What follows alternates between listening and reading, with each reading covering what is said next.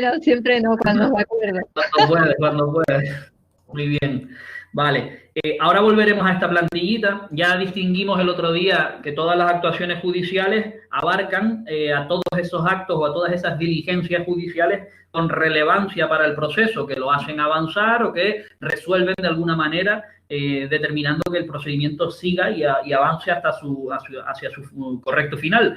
Entre ese grupo de grandes diligencias y actuaciones encontrábamos los llamados actos de comunicación. Son actos procesales que se realizan en cualquier procedimiento judicial, pero decíamos que tenían una especial significación para nosotros, ¿vale? Para nuestra oposición, porque en ella intervenimos de una u otra manera los distintos cuerpos de la administración, desde el auxilio hasta el gestor.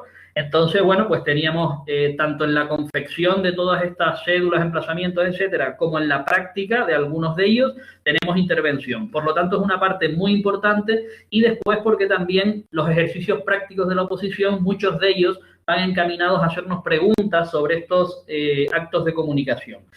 De todas formas, sí que dejábamos claro que no solo los actos de comunicación son actos procesales, sino que, por ejemplo, las resoluciones que se dictan, vengan del juzgado en la figura del juez o del magistrado, el presidente de sala, etcétera, etcétera, o bien vengan del letrado de la administración, también constituyen en sí actos procesales, ¿vale? Una vista, una comparecencia, por otro lado una resolución como puede ser una sentencia, un auto, un decreto, etcétera, etcétera, los podemos englobar en ese paraguas de actos procesales, ¿vale? Lo que ocurre es que esos, bueno, pues nos aprenderemos también las formas que llevan y en qué consisten, pero en los de comunicación sí que vamos a tener una especial atención. El otro día los vimos de pasada, tener la suerte para ustedes o el coñazo, si se me permite, de ir viéndolos un poquito mejor, ¿vale? Vamos a intentar verlos de cómo se hacen en los juzgados, ¿vale?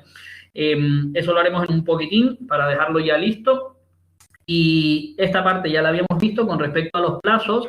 Siempre nos dice tanto la ley orgánica del Poder Judicial como las distintas leyes procesales que son improrrogables. Pero ya en civil, por ejemplo, vimos el otro día que cabía interrumpir esos plazos, que cabía demorar un término por más tiempo, ¿vale? Siempre y cuando existiera esa causa de fuerza mayor que, bueno, que apreciaba el letrado por decreto. Ya explicamos que normalmente eso pues no se hacía en la práctica, pero que la pregunta del examen debía ser esa, de oficio o instancia de parte, dependiendo de cómo sea, y por decreto. Bien, en cuanto a la presentación de escritos, vinculaba yo el otro día dos artículos muy importantes. El 135 en cuanto a cómo se presentan los escritos y los documentos, y el 276 en cuanto a quiénes son las personas obligadas a comunicarse de una manera determinada con nosotros, ¿vale? Traducido, cuando nosotros vamos a un ayuntamiento a pedir, a pagar un impuesto, a pedir una licencia de obra o a consultar cualquier cosa que nos afecte, el IBI, el catastro, cualquier cosa de nuestra casa, por ejemplo, nosotros podemos ir directamente a la ventanilla, atención al público, a información, podemos ir al departamento que sea, podemos dirigir un escrito en papel, ¿verdad? O podemos entrar en la sede electrónica de ese ayuntamiento y ver si el trámite en concreto está entre los que se pueden hacer de manera telemática o electrónica, ¿vale? Identificándonos suficientemente con ese ayuntamiento y estableciendo esa relación telemática con ellos. Una vez que yo acredito con mi clave, con mi firma digital, con mi DNI electrónico, acredito que soy yo, el ciudadano, el administrado, ¿verdad? Pues ya puedo pedir, por ejemplo, ese certificado de viaje que muchos de ustedes habrán pedido a su ayuntamiento para coger una cosa de aquellas que antes volaba, los aviones, no, o a coger cualquier avión para eso, ¿vale? En principio, ese sistema o esa facilidad de comunicación con la administración cualquiera se pretende de la misma forma con la administración de justicia. ¿Qué ocurre? Que en la administración de justicia no solo tenemos la relación administración-administrado, sino que en ese procedimiento que nosotros vamos a tramitar, en ese juicio, intervienen también otras muchas personas o entidades, ¿vale? Son lo que llamamos los operadores jurídicos o los participantes en un proceso, los intervinientes de un proceso. No siempre me relaciono yo con el juzgado y ya está, sino que hay un abogado, hay un procurador, hay un médico forense, a lo mejor hay que pedirle a la policía que intervenga, en fin, un montón de intervinientes en ese procedimiento. La ley lo que intenta con este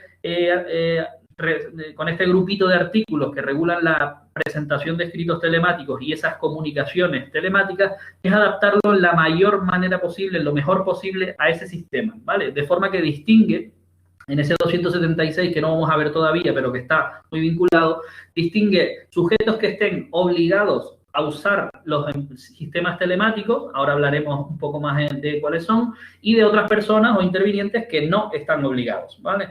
En esos grupos, pues bueno, el 276 ya entra un poco más y te dice quiénes son, pues ustedes se pueden imaginar que todos los profesionales del derecho, abogados, procuradores, peritos, Ministerio Fiscal, servicios jurídicos de administraciones, el abogado del Estado, pues todos ellos que son como si dijéramos de la casa, en alguna manera, no son el juzgado, pero forman parte de la Administración de Justicia, ¿verdad? Están regulados en la Ley Orgánica del Poder Judicial. Estamos regulados los funcionarios, están regulados los forenses, está regulado el Ministerio Fiscal con su propio estatuto, es decir, todo eso conforma una amalgama de órganos y de instituciones que son la Administración de Justicia.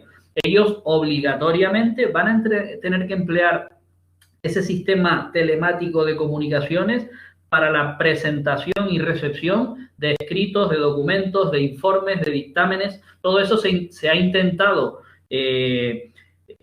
avanzar hacia lo que es el expediente digital, como si fuéramos, para que se hagan una idea, un expediente de Hacienda, donde el papel ya no existe, ¿vale? Habrán oído ustedes hablar del famoso papel cero en la Administración de Justicia.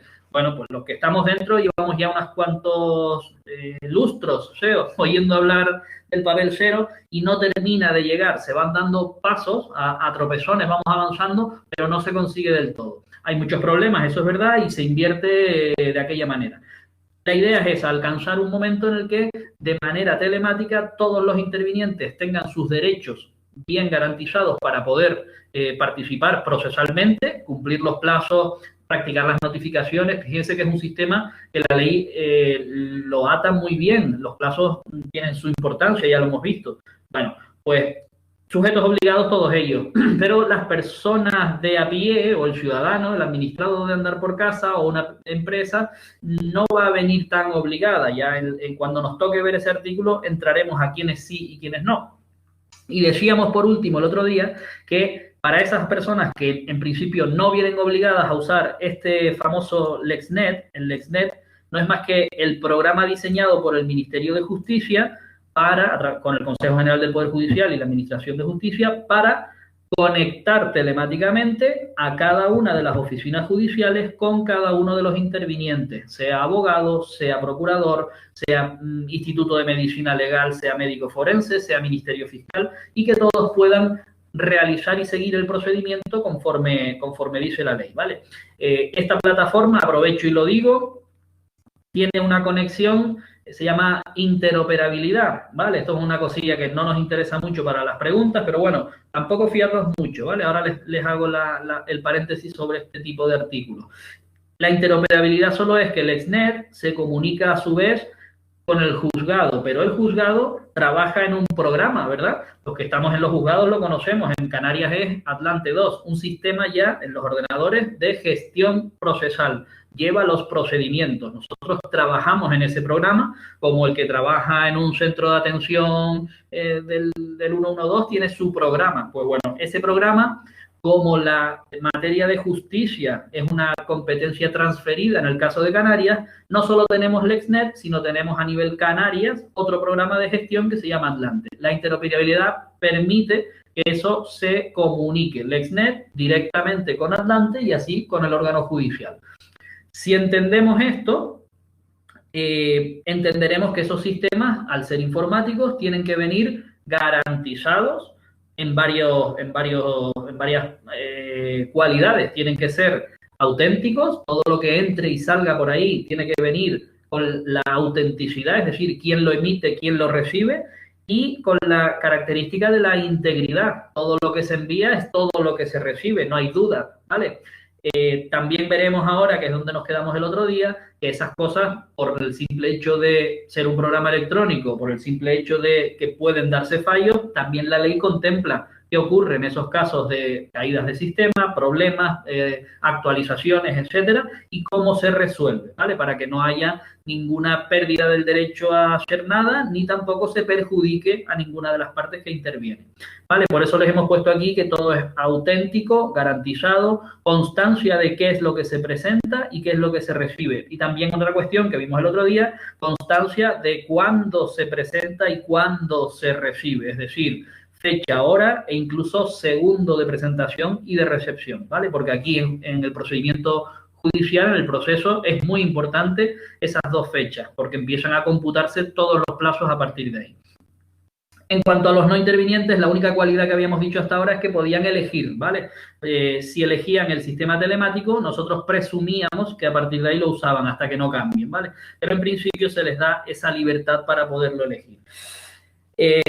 Habíamos hablado del 135 como el primero de esos dos artículos súper importantes. Habíamos visto que a pesar de que existen, y ya los vimos el otro día, unos días hábiles, unos días inhábiles, una posible habilitación de los días si es que había una actuación urgente. Recuerden, por ejemplo, que los jueces y tribunales, si existía una causa, podían habilitar un día inhábil para practicar una diligencia. Pusimos un ejemplo de, no sé si celebrar una vista de familia justo en los primeros días de agosto para un tema de vacaciones de los niños justo a finales de ese mes, ¿vale? Modificar algo de eso. Pues, hombre, si lo dejo para septiembre ya no tiene sentido, pues habilito un día y celebro esa vista y no hay ningún problema, ¿vale?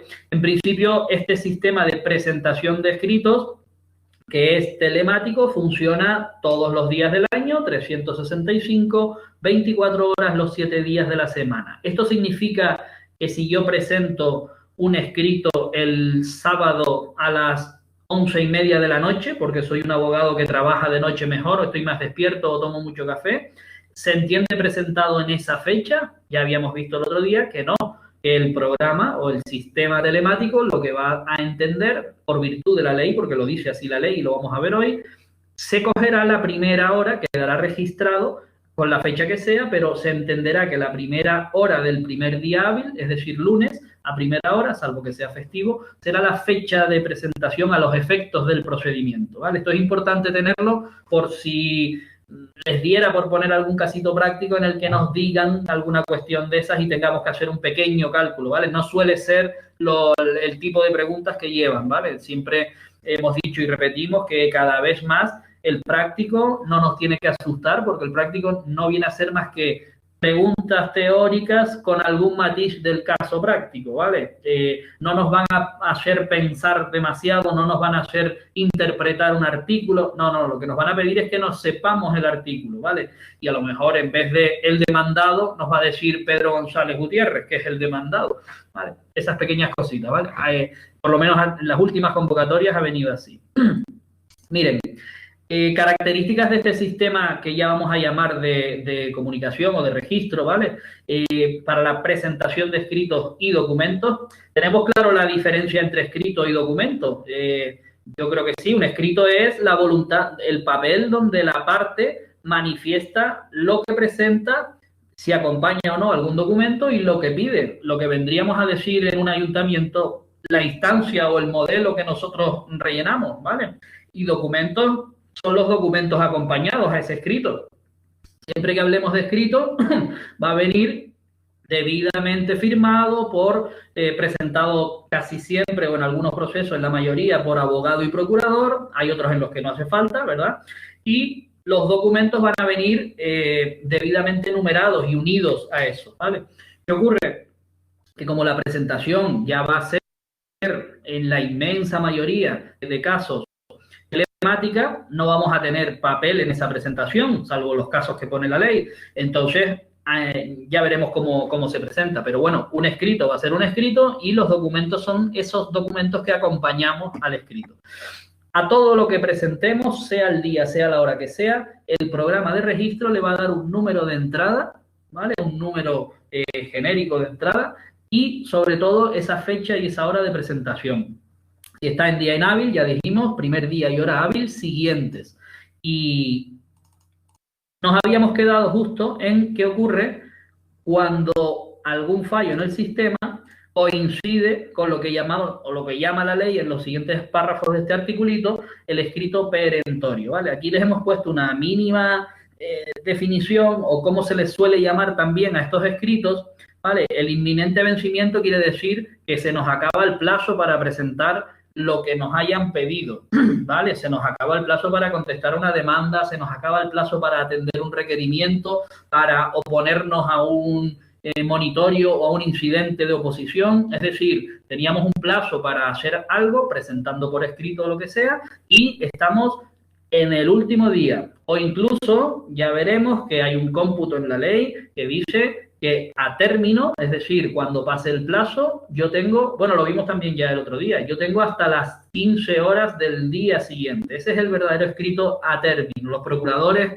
manejan muy bien este concepto y los motivos son, pues bueno, que el abogado suele apurar el plazo por distintos motivos, ¿vale? En cada pleito será por una cosa, bien porque aprovecha ese plazo del recurso para negociar con la otra parte, para hablar con su propio cliente, para conseguir una prueba que le falta, un documento que no llega, para muchas cosas, ¿vale? Pero los abogados suelen contar con los plazos y apurarlos. Por eso el escrito a término es hasta las 15 horas del día siguiente al que vence, ¿no? Contaríamos el plazo y uno más hasta las 15 horas para poder presentarlo. Si el sistema entra a las 14:59 con 59 segundos, está bien presentado, ¿vale? Estaría dentro del plazo o en el término que nos hayan marcado. Si entra en el segundo uno de las 15 horas, pues ya estará fuera de plazo. Por eso se llaman perentorios, a término o de inminente vencimiento. Último día a las 15 de la tarde. ¿Qué ocurre si cuando yo voy a presentarlo me sale un mensaje ahí en mi ordenador de mi despacho como abogado, como procurador, con un fallo en el sistema o con una interrupción? Pues pueden ocurrir dos cuestiones, según marca la ley, artículo 135 también. Simplemente atenderemos a si se trata de una actualización, mantenimiento, reparación, parche, etcétera, informático, que el propio sistema tiene prevista con antelación y nos ha debido informar días antes a cada abogado por su sistema. Ustedes piensen que cada abogado y cada procurador se identifican en el sistema con su firma digital, con su clave de abogacía red, que es otra forma de acreditarse. Son certificados digitales que tenemos, que tienen los letrados. Bueno, cada vez que entra en el sistema, luego toda la información previa se le habrá dado. Estas interrupciones planificadas a priori no deben afectar. Si coincidiera que en un día de a término que yo tengo que presentar sí o sí, pues tendré un medio alternativo para poder presentarlo. Normalmente estos medios alternativos es volver al pasado y presentarlo de forma presentación física o en papel en el órgano que corresponda o en el decanato de los partidos judiciales. Si no está planificada, si me encuentro con un error, el sistema me va a arrojar también un acuse de recibo o un justificante del error. Ahí lo normal es que el propio sistema informe y la consecuencia que tienen estas cuestiones no previstas es que los plazos se prorrogan, ¿vale? Por lo tanto, yo no perderé ese último día para presentar mi escrito, sino que lo tendré una vez se reanude el sistema. Todo esto queda grabado y en el justificante que yo uniré al escrito fuera de plazo, en teoría, ya el juez o el secretario, el letrado casi siempre, podrán comprobar que no estoy fuera de plazo porque el día tal a tal hora se cayó el sistema y no volvió hasta pasadas 10 horas o hasta el día siguiente, ¿vale? ¿Qué debo hacer yo para estar dentro de plazo? La misma cuestión, presentación física con lo que yo quiera presentar, el escrito y los documentos que correspondan, con el justificante de esa interrupción. ¿Cuándo? Esto sería importante, al día siguiente o en cuanto tenga yo el justificante del tiempo que haya durado la caída, ¿vale? Estas cuestiones son habituales y no hay ningún problema, se computa, se quita ese tiempo de interrupción y no hay más problemas, ¿vale? Cualquier cosilla que no se vea clara o que no se entienda, me interrumpen sin ningún problema. Bueno, otra cuestión que puede ocurrir con este sistema del Exnet es que yo pretenda subir porque al final todo esto es Internet, todo esto es capacidad, archivo, peso de los archivos. Bueno, pues en principio al sistema se le ha dotado, va todo en base a unos servidores con unas capacidades determinadas y bueno, son lo que son, ¿vale? Se invierte lo que se invierte y llegamos hasta donde llegamos. Sin embargo, el papel lo aguanta todo. Hoy estaba viendo un hipotecario de 2 tomos y ¿cuántas páginas tiene ya por lo menos cada tomo? Pues 500 o 600 páginas cada volumen de eso. Cuando yo meto eso en un archivo informático, hay veces que no me lo permite subir todo. No me permite unir toda la escritura de, no sé si estaban subastando, ¿cuántos? 200 garajes era, o por ahí, más o menos. Son unos 80 garajes. 80, no, entonces las 200 era la plaza de garaje 200 y pico, ¿no? Algo así. Bueno, pues en principio todo eso en papel no cabe en el archivo que queremos subir junto con el escrito. ¿Se entiende este concepto, verdad? Hay un momento en el que nos dice que no se puede, que pesa demasiado. Incluso hasta el límite de que, hasta la peculiaridad de que los archivos en color pesan más. Se los digo a modo de detalle para que lo recuerden. Entonces, podemos pasarlo a blanco y negro y subirlo y nos ocupa menos, pero ya una escritura de un notario que tiene el borde rojo, que tiene no sé qué, me llena mucho más espacio. En definitiva, ¿qué nos pasa cuando yo no puedo hacer eso? Debo realizar lo que llamamos una doble presentación, el intento de presentación en el sistema, obtener el justificante electrónico de que lo he intentado y no ha sido posible por el electrónico, por el peso, y el mismo día, si estoy por la mañana o al día siguiente, es el plazo que me dejan, el plazo que tenemos que recordar, presentarlo en un soporte electrónico. Nosotros le hemos puesto aquí CD, pero la ley habla de soportes electrónicos. Un pendrive podría ser, un DVD podría ser, en fin, esas posibilidades que tenemos. Normalmente nos aportan un disco compatible con los ordenadores del juzgado y en ese disco es donde meten todo el peso, todo el volumen de los archivos. Labor luego del juzgado, integrar esos archivos en el procedimiento digital o en el expediente digital que ya vamos teniendo poco a poco. ¿Vale? El justificante es importante, lo emite el propio LexNet y nos va a decir que en el intento de presentación de este escrito se metió demasiada documentación y el peso no lo admite. Si se fijan, sobre todo los que tienen bastantes conocimientos informáticos por ahí, que me consta que hay varios y varias, yo no hablo de manera muy precisa de todas estas cosas.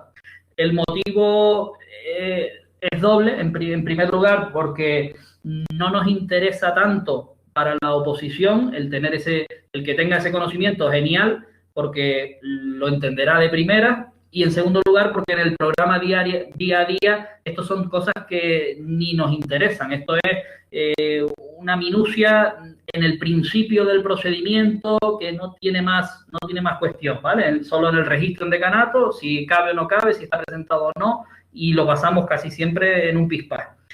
Eso no quita para que no haya un tema en la oposición, que es la modernización de la justicia y la oficina judicial, donde nos hablan un poco de todo esto. Y otro tema de archivo, donde también tiene mucha importancia el tema informático o digital. Inevitablemente nos dirigimos hacia, bueno, inevitablemente, gracias a Dios diría yo, porque bueno, no es una cosa, el proceso es duro, pero el final es el que debe ser. Nos encaminamos hacia una justicia digital completamente y hacia un expediente también digital, con un papel cero y con un funcionamiento, esperemos, muchísimo más rápido. El único problema que tenemos aquí es que la justicia desde siempre tiende a ser muy garantista, ¿vale? Una firma es una firma con el valor, con el ritual que se genera al valor que tiene una firma, que venga usted o que no venga. Hay muchas cositas en la ley que al hacerlo telemático cuesta mucho garantizarlo, ¿vale? Por eso va tan despacio esa reforma. Bueno, un detalle en cuanto ya a la presentación de escritos, había anteriormente una fórmula para que, aunque se te pasara el plazo para presentar ese escrito o realizar ese trámite o lo que sea, pudieras salvarlo justo el día después o lo que sea, y era presentarlo inmediatamente en el juzgado de guardia. Me explico, el juzgado de guardia tiene una habilitación completa. Hemos visto el otro día que las horas y días hábiles para el juzgado de guardia son muy diferentes. El juzgado de guardia es un juzgado eminentemente penal, ¿vale? Juzgados de instrucción o juzgados de primera instancia e instrucción. Recogen denuncias, tramitan procedimientos penales, siempre.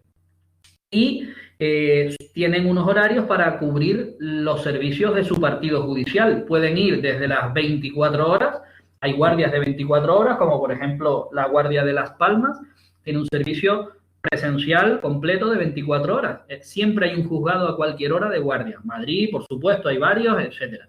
O puede ser algo mucho más cortito, ajustado también a las necesidades del lugar o de la zona, como puede ser, por ejemplo, la Orotava, una guardia semipresencial, donde tenemos una parte del día en la que hay que estar y una parte en la que estamos disponibilidad, ¿vale? Con unos horarios fijos y unos horarios en los que si hay algo que surja en ese momento, se hace. Si no, pues puedes estar atendiéndolo a lo mejor con un funcionario presencial o incluso sábados o domingos, pues con un equipo y ya está.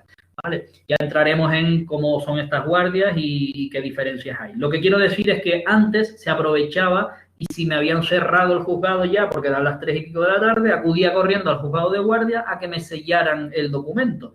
Con eso yo salvaba ese día del plazo. Eso ya se prohibió hace un montón de tiempo y no se permite que nada civil entre a través de esta vía del juzgado de guardia. Yo suelo comentar que también existía otra fórmula de presentación, que era acudir a cualquier servicio administrativo, por ejemplo, a correos. Antes, como se te fuera a pasar el plazo, tú lo presentabas por correos y la fecha que te valía era la de haberlo sellado en correos de presentado para que fuera al juzgado. Esto tampoco se lleva hoy en día y ya, pues bueno, acudimos siempre a la presentación telemática o a la presentación en alguna de las cuestiones a través de soporte físico. Con esto termina el 135. Nos falta por ver a fondo los sujetos obligados y qué es lo que hace el programa o cómo entramos en LexNet por primera vez, es decir, lo que llamamos escritos iniciadores del trámite. Por ejemplo, la presentación de una demanda. ¿A quién le tenemos que decir que estamos presentando por primera vez una demanda?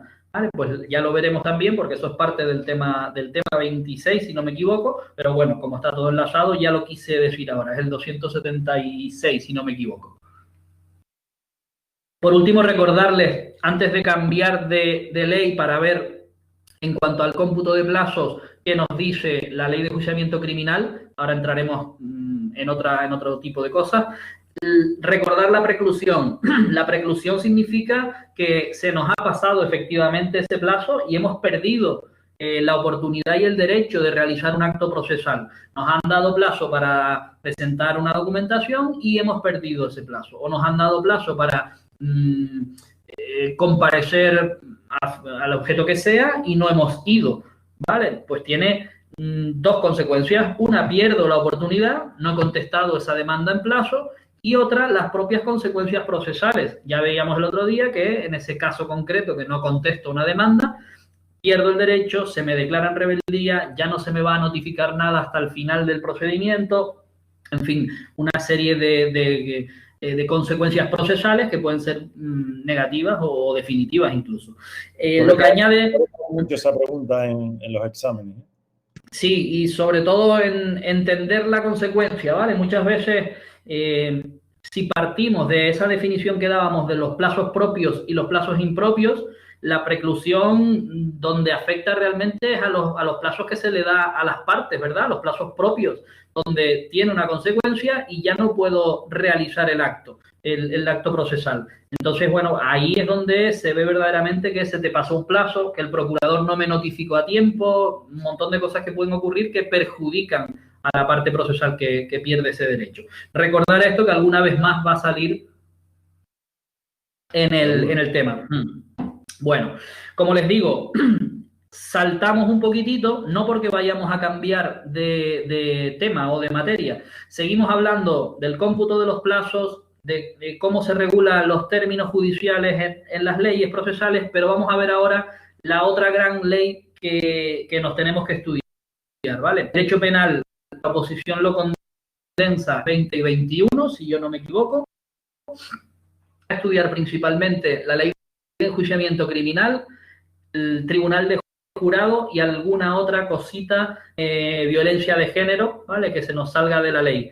Esos temas, pues bueno, se refieren a derecho penal, se refieren tanto al procedimiento como a las funciones que realizamos los funcionarios en esos procedimientos. Bueno, en cuanto a la ley en sí, siempre que la menciono o siempre que empiezo a mencionarla, solemos decirles que tener cuidado con la ley de enjuiciamiento criminal, con el cómo nos dice las cosas, cómo nos dicen los artículos, porque aunque nos dice lo mismo que la ley orgánica o que la ley de enjuiciamiento civil, a veces nos cambia cositas que son importantes, pero otras veces nos habla de auténticas cosas de la edad medieval que nos suenan a súper antigua. Y es que la realidad es que la ley de enjuiciamiento criminal conserva muchos artículos que están totalmente desfasados, ya han quedado obsoletos, como les ponemos ahí, e incluso muchos que se han derogado, como pasa en la parte que vamos a ver ahora.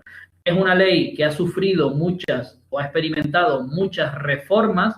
Normalmente la ley de enjuiciamiento criminal regula los procedimientos por delito, los procedimientos que el Código Penal, que es otra ley distinta, dice que son delitos, ¿vale?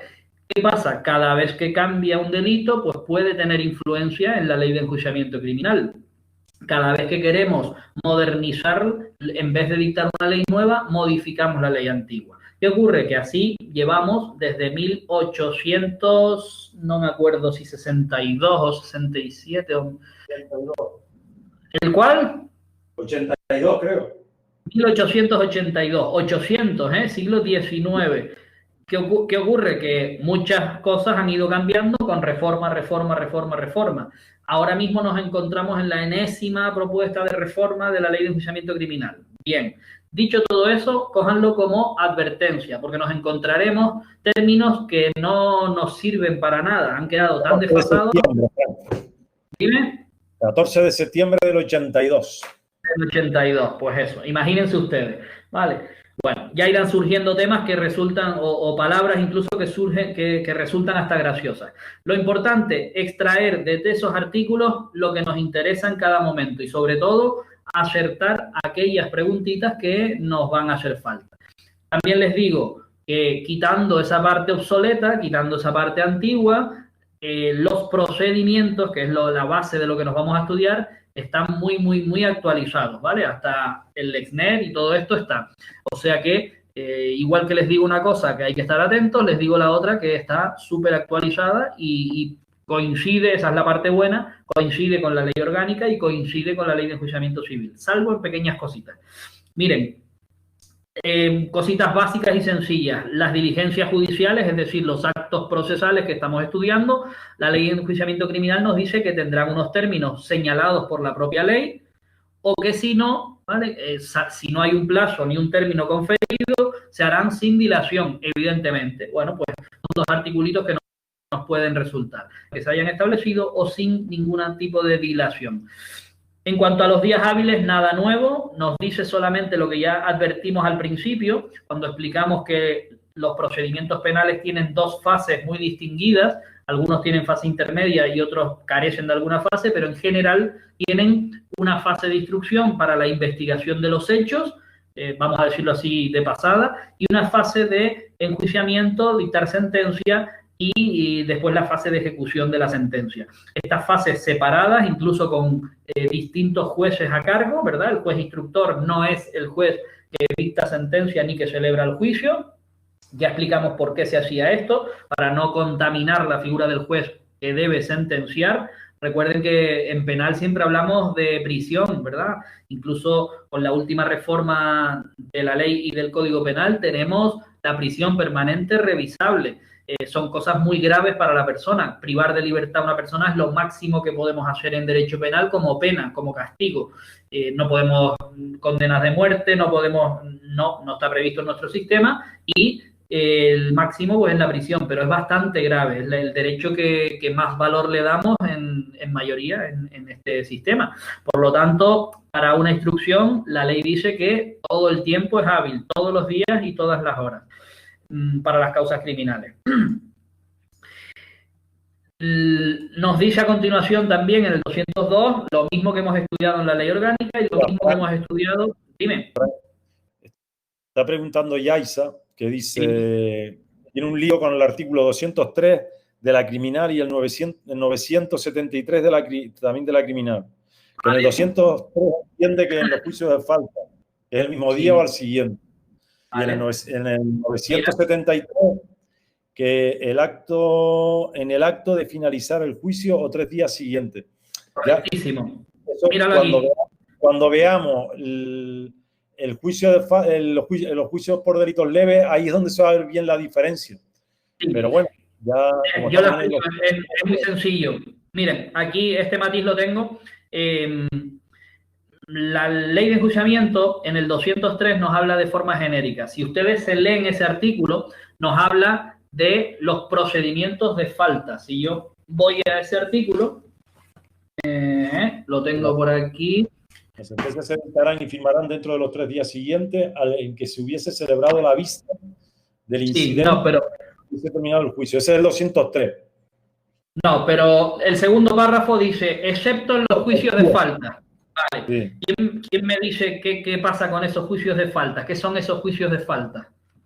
¿Alguien sabe lo que son los juicios de falta? Bueno, yo supongo que sí, pero lo voy a explicar.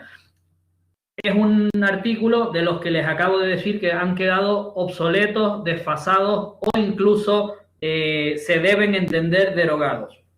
¿Qué ocurre con esto? Cada vez que viene una reforma y cambia algo, el legislador es un poco torpe en ese sentido y no elimina todas las referencias que hay. Nosotros hemos estado estudiando ya que cada vez que veamos secretario judicial, tenemos que entender letrado de la Administración de Justicia, ¿vale? ¿Por qué ocurre que hay muchas leyes por ahí sueltas, muchos reglamentos o algunas disposiciones inferiores incluso que siguen manteniendo secretario judicial? Porque no sería normal empezar a meter reformas de todo. Entonces, mediante un articulito, en una disposición adicional, se pone, cada vez que se vea usted secretario judicial, deberá entender que me refiero al letrado de la Administración de Justicia. ¿Vale? Eso está muy bien cuando no hay cambio, lo que cambiamos es una etiqueta por otra, un nombre por otro, pero sigue siendo el mismo concepto. ¿Qué ocurrió con las faltas? Pues que hubo una reforma en el año 2005 del Código Penal que no fue de nombre por nombre, sino que eliminó los juicios de faltas y estableció un delito que lo llamó delito leve. Es decir, si nosotros, es que claro, tengo que explicar un montón de cosillas. Si nosotros entendemos que el Código Penal recoge delitos graves, delitos menos graves y delitos leves, ¿vale? En función de la gravedad que se supone, un asesinato es muy grave, un pequeño hurto a lo mejor depende de lo que haya robado, ¿verdad? Son más graves, menos graves y leves. Antes tenía graves, menos graves y faltas en vez de eso. Las infracciones eran hechos muy... conductas que eran negativas, estaban en el Código Penal, pero eran muy pequeñas. Se castigaban con una pequeña multa o con unos días de quedarte en tu casa, pues haciendo ahí simplemente, no me sale la pena ahora, bueno, penas muy pequeñas. Llegó la reforma y lo cambió. El delito ya es delito, no es falta. La falta ni siquiera te dejaba antecedente penal. Tú te ibas a tu casa, pagabas la multa y punto. ¿Vale? Los insultos, las vejaciones leves, todo aquello era como si nada, te salía gratis. El delito leve ya tiene otras consecuencias. Las penas son más graves, las conductas, pues bueno, se castigan un poquito más, a efectos de reincidencia puede afectar bastante y se hizo eso. Donde veamos falta debemos entender delito leve y el artículo 203 se quedó tal y como estaba. El artículo 203, párrafo segundo, nos dice que no, que las faltas se tenían que dictar la sentencia en el mismo día, o como mucho al siguiente. Vale. Ese artículo realmente no deberían preguntárnoslo, porque al existir la reforma del otro, el que dice Yaisa, el 973, debemos entender que lo que vale es cuando haya un delito leve, se aplicará el plazo de sentencia de hasta 3 días. 3 días o 5 días. Déjame verlo por aquí. Bueno, el que marque. Eso. Bueno, ¿qué va a ocurrir? Pues que si nos quisieran preguntar el 203, en mi opinión, para que no fuera una pregunta que se pudiera impugnar, nos tendrían que hablar de las faltas o hablar del artículo 203. La pregunta sería así, según establece el 203, ¿vale? Según establece, tenemos que atender a que es un artículo que no se ha quitado de la ley, no está derogado. Derogar un artículo quiere decir que a los efectos es como si ya no estuviera, pero no lo han hecho. Lo que han hecho es modificar otro que se refiere a lo nuevo que hay, a los delitos leves, ¿vale? ¿Cuándo tuvo efecto esto y por qué no lo quitaron? Pues tuvo efecto entre el momento de la reforma, en el año 2005, y hasta que se terminaron todos los juicios de faltas que quedaban en España por terminarse. ¿Por qué? Porque esos seguían siendo juicios de faltas y en teoría se tenían que seguir celebrando conforme al procedimiento de juicio de faltas y llamarlos faltas y aplicarle la pena que le correspondiera a la falta. ¿Por qué pasa esto en penal? Pues en penal también existe en derecho penal, una norma que dice que las normas sancionadoras no se pueden aplicar si son perjudiciales para el reo. El reo es el imputado, el investigado o el acusado o incluso el condenado, ¿vale? No se les puede aplicar una norma de contenido penal sancionador que les sea perjudicial. No cabe la retroactividad de esas normas sancionadoras. Aplicar una reforma a algo que ya ocurrió. Estamos entrando en mucho de derecho que no nos interesa mucho, pero se entiende. Entonces, quedó ese artículo y quedó el 973. Para mi gusto, te deberían preguntar el 973, que está dentro, por eso está al final de la ley. No se asusten por ver 900 artículos, que ya iremos viendo los que nos tenemos que estudiar. En ese articulito se regula los delitos leves con la reforma. Y tampoco se asusten con las faltas porque la reforma mantuvo el procedimiento. Si alguien estudió el procedimiento de faltas en su momento, pues ha cambiado un poco las situaciones, un poco los plazos, en este caso ese articulito. ¿Vale? No sé si te contesté más o menos, Yaisa. El asunto es que ese artículo debió derogarse, pero se mantuvo porque quedaban procedimientos en vigor y ahí sigue. Pero vamos, te tendrían que aclarar mucho la pregunta. ¿Dudillas con esto?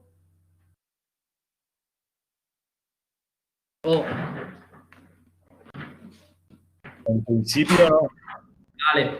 Bueno, vuelvo un poquitito para atrás solamente. Habíamos dicho que los plazos, los términos no se prorrogan. Igual que en civil, igual que en la ley orgánica, se pueden suspender o abrirse de nuevo. ¿Vale? Esto sería... si es un término sería igual que la demora, se puede no prorrogar, pero sí fijar para otra fecha, pero aquí nos añade sin retroceder el juicio del estado en que esté. El juicio puede estar pendiente de vista, pendiente de una declaración, ya en fase de recurso, en fin, un montón de cositas que iremos viendo en el procedimiento. No se puede dar marcha atrás, ¿vale? Debe haber también una justa causa que justifique que se abra un plazo de nuevo, un término, o que se suspenda un término que esté corriendo. Si hemos dado, si hemos dicho que venga el testigo el día 3 de noviembre y no hay nada que cambie esa resolución, no debería suspenderse. Ahora bien, si el testigo que tiene que venir ese día me acredita que ha tenido un accidente de tráfico y no puede venir, eso es una justa causa. Pues yo, bueno, suspendo ese término que es el día tal a tal hora y abriré otro o pondré otro, ¿vale? Bueno, aquí les define la ley también a qué se considera justa causa, más o menos eso que acabamos de decir, cualquier hecho que produzca la imposibilidad o bien de dictar una resolución o bien de practicar la diligencia que estemos hablando. En penal, sobre todo en instrucción, ocurre muchísimo esto, que se suspende porque el abogado se puso malo, porque el abogado tiene otro juicio, porque el testigo no puede venir, el investigado tiene cualquier cuestión, se pone malo uno, se pone malo otro. Eso suele ocurrir. Los juicios también se pueden suspender por estas causas, incluso que provengan del magistrado. Los magistrados también tienen sus problemas y se suspende el señalamiento, o simplemente porque alguna de las diligencias que rodean al juicio no están practicadas. Tengo 3 testigos y me faltan 2, me vale más la pena suspender ese juicio y volver a señalarlo. Estamos hablando de esas cuestiones, una justa causa para tramitar estas cuestiones. Bueno, plazo de sentencias. para dictar sentencia solamente, la ley nos marca dentro de los 3 días siguientes a la vista o al juicio. Nosotros debemos entender que vista y juicio es lo mismo. Bien, sí, pero la ley de enjuiciamiento criminal aquí nos habla de vista de incidentes. Los incidentes son, recuerden, aquellas cositas en paralelo que resolvemos que tienen relación con el expediente, con el asunto que estamos tratando, pero no son directamente lo que vamos a resolver, ¿vale? Hablábamos de la oposición a la ejecución, hablábamos de una liquidación, por ejemplo, en ejecución también, una liquidación de intereses o una oposición a la tasación de costas, en fin, distintas piezas separadas que se abren y que pueden ser incidentes. Resolución de eso en vista. El juicio es el juicio principal, según la ley de enjuiciamiento criminal, era tan respetuosa con todo eso. El juicio era lo importante, lo demás eran vistas. Pero bueno, ni preocuparse de eso. Luego nos habla la ley, que nos viene muy bien, la de enjuiciamiento criminal, de los distintos plazos para las resoluciones. Recordemos, resoluciones, uno de los actos procesales que integran el procedimiento, pero no todos ellos. Las resoluciones pueden provenir del tribunal, si estamos hablando de un órgano colegiado, del presidente de dicho tribunal o de los jueces que están a cargo de órganos unipersonales. Por lo tanto, tribunal, un órgano colegiado, juzgado, juzgado, un órgano servido de manera unipersonal por juez o magistrado. Bueno, resoluciones que dictan el juez, los autos por un lado, hemos visto las sentencias, por supuesto, y también las providencias las dicta el juez. Sin embargo, resoluciones que dicta el letrado de la administración, homologable al auto tenemos el decreto, homologable a la providencia tenemos la diligencia, en este caso de ordenación. Recordar que el letrado también dicta otras diligencias que no son de ordenación, como pueden ser de constancia, de diligencias informativas o diligencias, alguna otra que me quede, diligencias de ordenación, ya las dije. Bueno, lo importante es saber que son homologables en el sentido de que equivalen en cierta forma. Cada uno las dictará en su competencia, el juez en la suya y los letrados en la suya. La ley de enjuiciamiento criminal, al reformarlo, nos dijo que el plazo para estos autos y decretos era el día siguiente. ¿De qué? El día siguiente de que me pidan lo que yo tengo que resolver, ¿vale? Que resuelva sobre la libertad de mi defendido. En el día siguiente se supone que tengo yo que dictar ese auto si sí o si no. Y con los decretos es exactamente igual. Cuando estamos requiriendo, por ejemplo, de pago de multa, el decreto donde yo pongo que se requiera a esa persona, lo voy a dictar en el día siguiente de que proceda a dictarlo, ¿vale? Por eso me da la posibilidad de que me lo pidan las partes, es decir, cuando se hubiera presentado o entablado, ¿vale? Porque es muy antiguo, la pretensión, o cuando hubieran llegado las actuaciones a su estado para dictarlo. Esto lo tengo que explicar y lo explico muy rápido.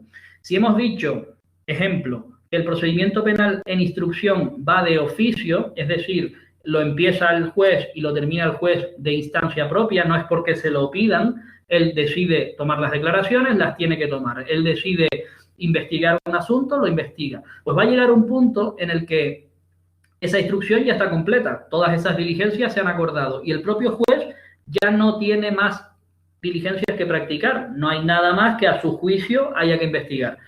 Cuando eso llega a ese estado, hay que dictar una resolución. En el ejemplo que yo puse, hay que dictar el auto de procedimiento abreviado. Olvídense los que no hemos visto ese procedimiento porque es complejo. Hay que dictar una resolución que pone fin a esa fase del procedimiento. Esto se hace de oficio. ¿Por qué motivo? Porque ya las actuaciones han llegado a ese punto, ¿vale? La ley nos da las dos posibilidades, pero al día siguiente de que ocurra esto es el plazo para dictarlo, tanto los autos como los decretos. Providencias nos dice dos posibilidades. Inmediatamente que sea necesario, cuando el juez lo vea o el letrado lo vea, o en el mismo día o al siguiente de que me lo hayan pedido, por escrito, por comparecencia, en una vista, etcétera, me lo hayan pedido, que se haya presentado la pretensión. Pues bueno, pues aprenderse un poco estos plazos porque son un poquito diferentes en la ley de enjuiciamiento criminal. No obstante, recordar que tanto el plazo para la sentencia, para autos, decretos, providencia y diligencia, son obviamente, como ustedes se pueden imaginar, plazos impropios, porque si esto se cumpliera en todos los procedimientos a rajatabla, sin fallo, no existiría colapso alguno en ningún sitio de la administración. ¿Qué ocurre? Que normalmente, bueno, a lo mejor la sentencia de un juicio sí se dicta en 3 días, pero la sentencia, imagínense ustedes, del proceso en el Supremo, el que vivimos el 1 de octubre, todo aquello, esa sentencia no se dicta en 3 días después del juicio, ¿verdad? Entonces, bueno, no es así. No se cumple. Lo que ocurre es que la ley no puede tampoco dejar eso al libre albedrío de los jueces o al libre decidirlo, ¿vale? A continuación, la ley, para cerrar este capítulo, nos marca una excepción bastante importante.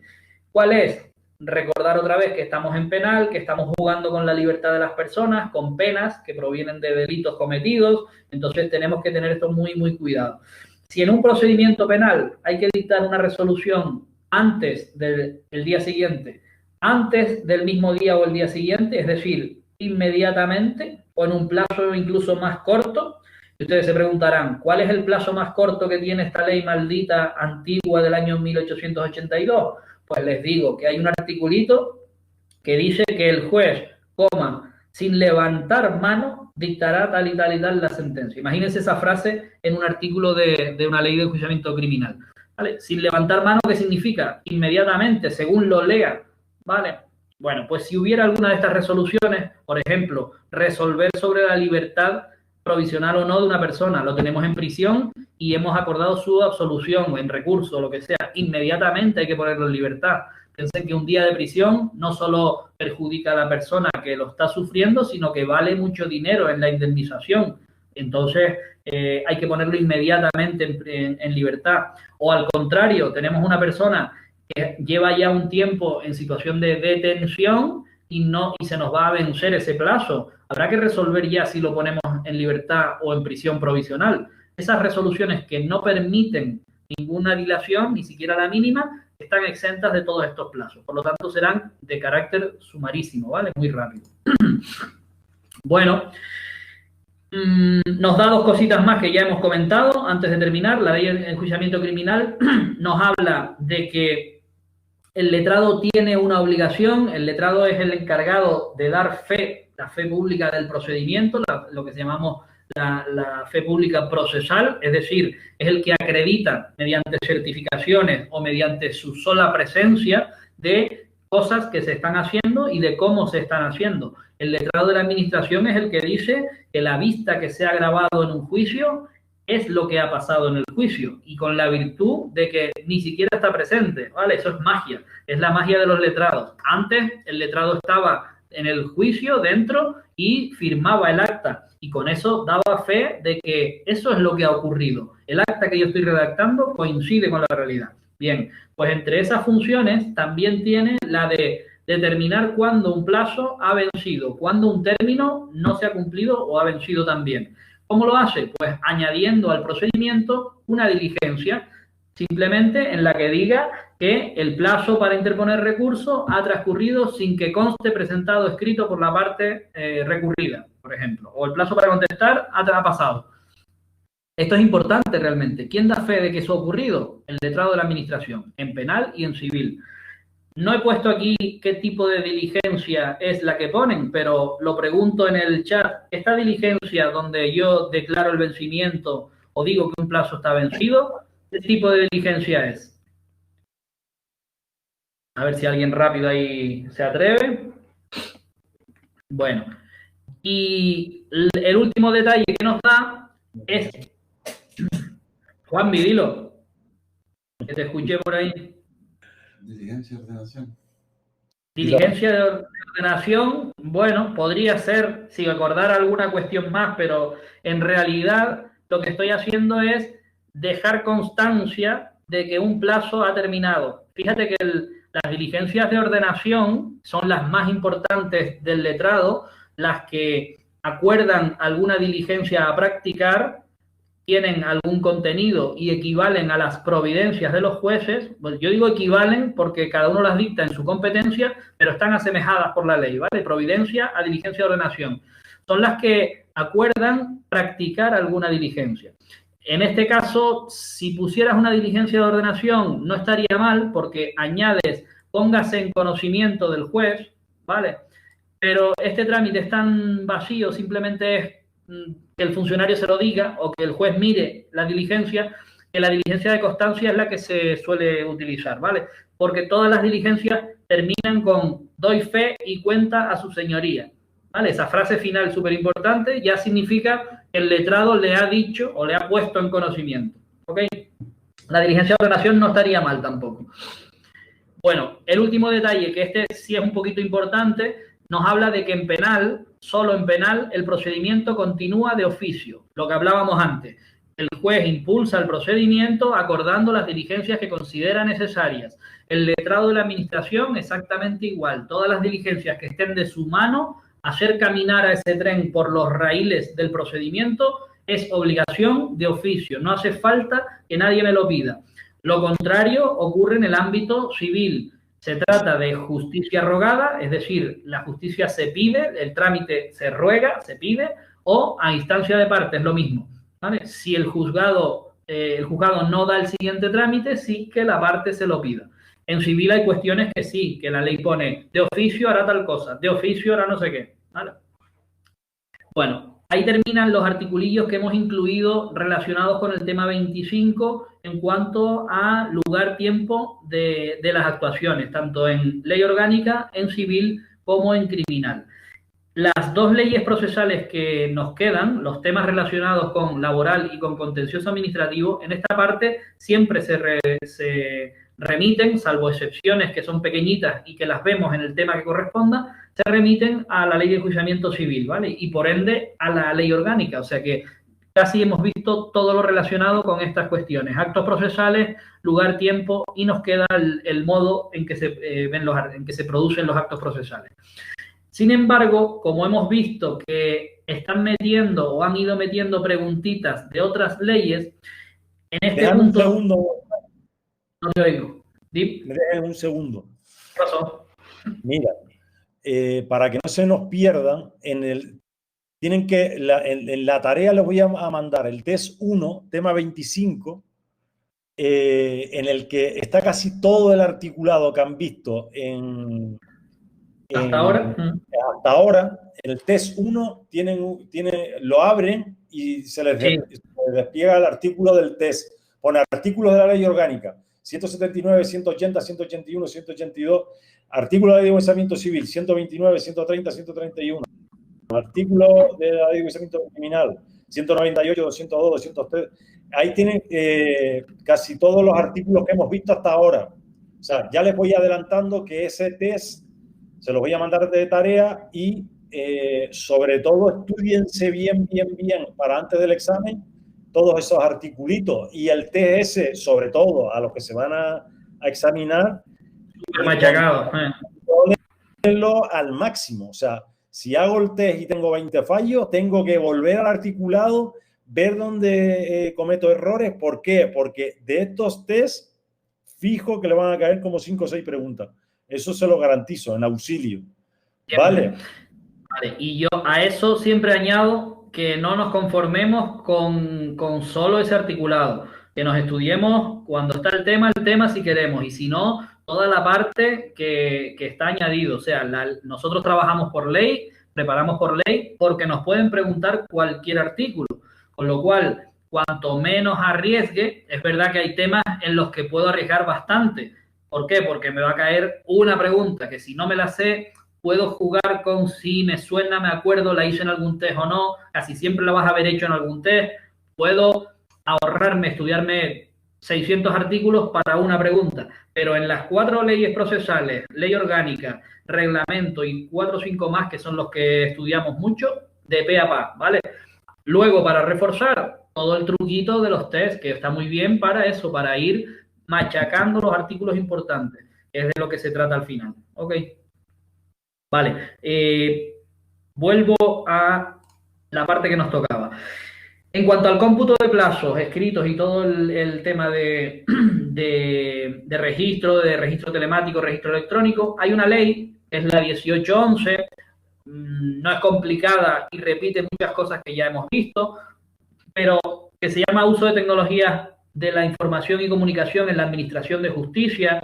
Va en la línea, fíjense, del año 2011, va en la línea de esta modernización de la Administración de Justicia y nos hablaba, en una parte que es el artículo 32, nos habla de los llamados registros electrónicos. Los registros electrónicos existen, como hemos visto, en la presentación de escritos y documentos. También existen en otros registros públicos, pero bueno, no vamos a entrar. El funcionamiento es el mismo. Establecen ese sistema de entrada y registro que antes se hacía en papel. No tiene más secreto. Lo que antes era un sello que nos ponía el funcionario en la oficina de registro de entrada, que todavía existe en algunos sitios y tal, ahora se realiza de manera electrónica. Perfecto. No tenemos más que complicarnos la cabeza ni nada. Nos dice, eso sí, ¿cómo se computan? Pues lo que hemos estudiado hasta ahora, el artículo 32 ya marca que cualquier plazo que tenga que contar, desde que registramos un documento, un escrito, por la fecha y la hora de la sede judicial de acceso. Diferencia, pues si yo lo presento en Madrid serán las 12 horas o las 11:30 horas, si lo presento en Canarias será una horita menos, porque la sede judicial donde yo estoy actuando con la Administración de Justicia tiene su fecha y su hora. Lo tiene establecida por el sistema, como si dijéramos. La tiene establecida tanto por LexNet como por los órganos que están conectados a ello. Cuando ustedes estén en su ordenador, en su puesto de trabajo, seguro que los que trabajen con ordenadores lo tienen también de una u otra manera, tienen en su esquinita inferior izquierda, en la esquina de arriba, en el programa en tal sitio, lo puedo quitar, lo puedo poner, la fecha y la hora. No del día que estamos, porque a lo mejor en mi reloj, en mi móvil, le pregunto a un compañero, son las 11:30. En el programa LexNet son las 11:32. Y esa es la hora que rige en toda esa sede judicial. Fecha y hora electrónica, perfecto. En la sede. La franja horaria es importante y poco más. Realmente ahí ya no le afectaría nada más. El artículo este también nos refiere a alguna cuestión de seguridad en la presentación de escritos, integridad en todos los documentos y una cosita importante, visibilidad tanto de la fecha y hora de presentación como cuando después lo recibe la otra parte. En cuanto a la presentación de escritos, documentos y comunicaciones, ahora haré un pequeño matiz de esto, también esta ley nos establece el mismo sistema que hemos visto en civil. 365 días, 24 horas, 7 días a la semana. La presentación en día inhábil, volvemos a repetir, se entenderá realizada en la primera hora del primer día hábil. Tendremos que tener en cuenta otra cuestión importante, que la pongo en último lugar, pero lo digo ya ahora.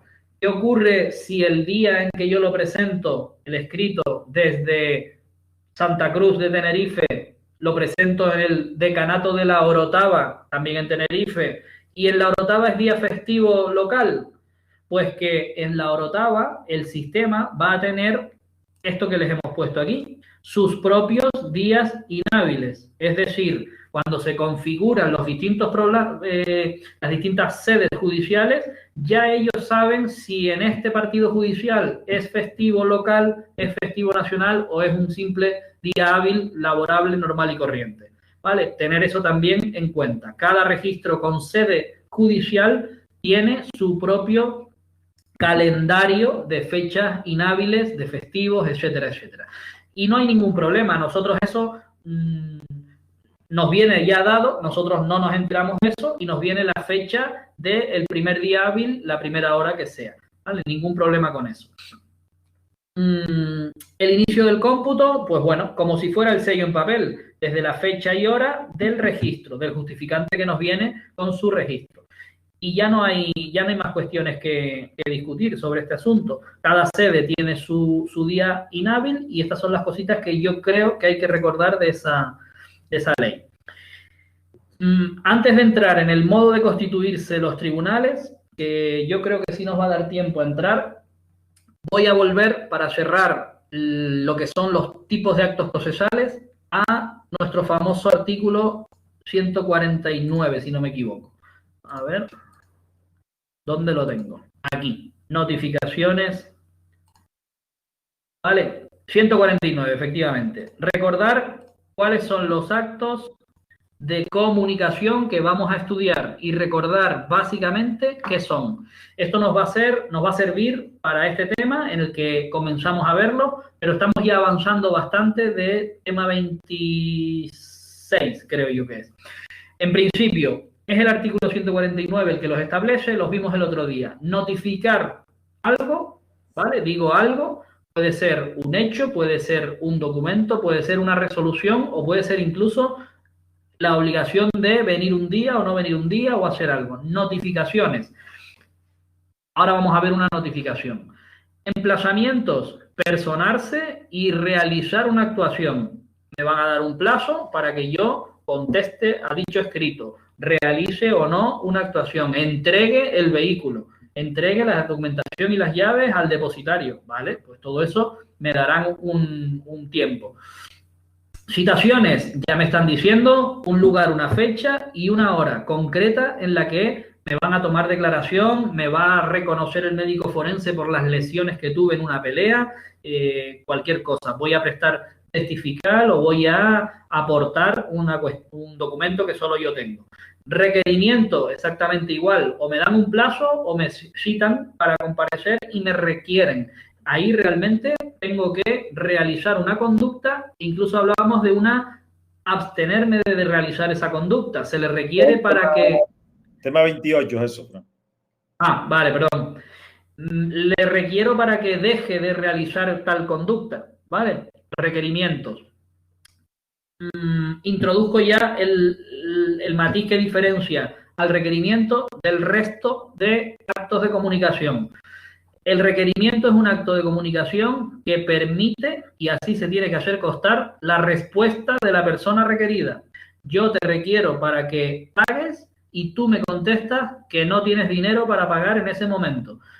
Manifiestas que quieres pagar a plazos la multa que te acaban de poner en un juzgado de lo penal, ¿vale? Requerimiento, admite la contestación. Si lo estoy realizando por el auxilio judicial, debemos hacerlo constar. Requerido para que realice el pago de 1.000 euros, manifiesta que puede pagar 500, pero que los otros 500 no, lo que sea, ¿vale? Lo hacemos constar. Eso es importante porque es una excepción. En el requerimiento puedes contestar o puedes hacer manifestaciones. Realizar manifestaciones, efectivamente. Vale, lo volveremos a ver cuando entremos más en profundidad. En quinto lugar, los mandamientos. Los mandamientos ya decíamos que se ordenan, pero a distintos registros públicos, al registro de la propiedad, registro civil, cualquiera, registro de bienes muebles, por ejemplo, también a los notarios o a las administraciones, a los funcionarios de la Administración de Justicia. Mandamientos, también vamos a ver hoy uno. Y por último, los oficios también nos sirven para comunicar, pero en este caso con autoridades no judiciales, funcionarios distintos de otras administraciones, pues le mando un oficio al cabildo para que me diga si fulanito está trabajando en la Consejería de Agricultura o lo que sea, ¿vale? Aunque esto ya se puede consultar telemáticamente. Pues bueno, voy a aprovechar este momento para ver uno de cada de estos actos de comunicación, cómo los hacemos nosotros a diario. También pido disculpas a los que están trabajando en los juzgados porque supone volver hasta mañana, cada uno en su lugar, ¿vale? No me peguen mucho por esto. Vamos a subir,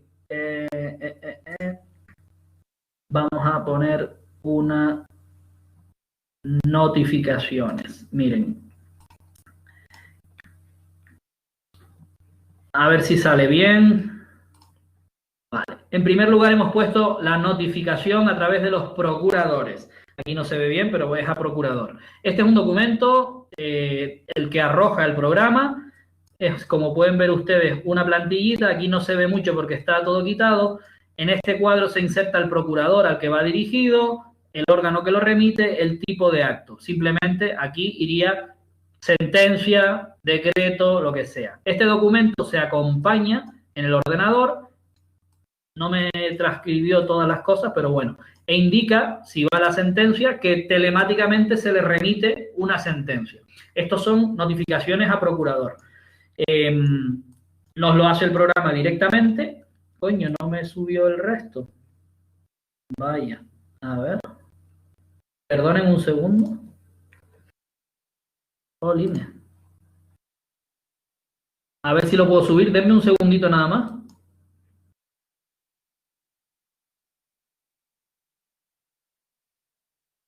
A ver si lo puedo subir de nuevo y está completo. Si no, es que no me lo... Notificación a procurador. Venga. ¿Dónde estás? Aquí. Cargar. Ah, convirtiendo la PDF. A lo mejor no me lo... Ahí. A través de procurador. No, pues vuelve a estar así. Voy a intentar el otro, si no lo tendré que hacer para el otro. Notificaciones. Bueno, se entiende simplemente la forma que lleva. Les había puesto también una notificación en sede, en la sede judicial. Ah, puedo hacerlo de otra forma. Esperen. Voy a hacerlo de otra manera. Voy a hacer así. Y voy a hacer así. Toda la pantalla. Vale, si yo hago así... Denme un segundito, que lo estoy intentando por el otro lado. Aquí.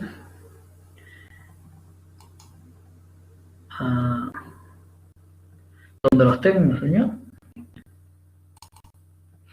Aquí.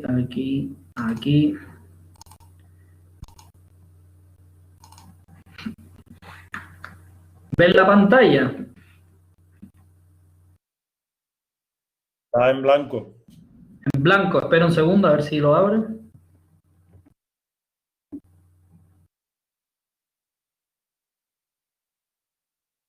Vaya, hombre.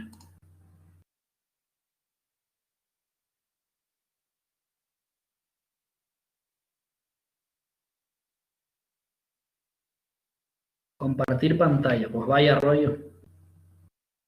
Bueno, lo voy yo comentando un poquito. Vamos a ver la próxima semana, dentro de la tarea, el tema 2. Tienen que ver los 5, ya se los mandaré al grupo.